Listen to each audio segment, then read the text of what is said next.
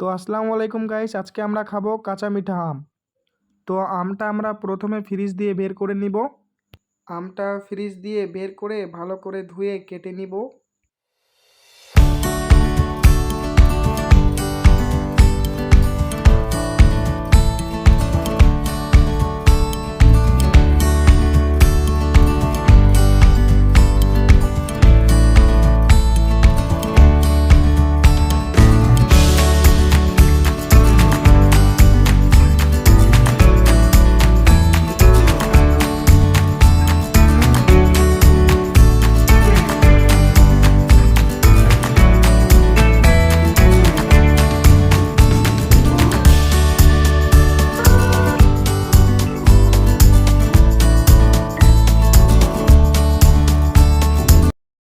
তো ফাইনালি আমরা সব আম কেটে নিলাম, এখন খেয়ে দেখব কেমন হলো লবণ দিয়ে।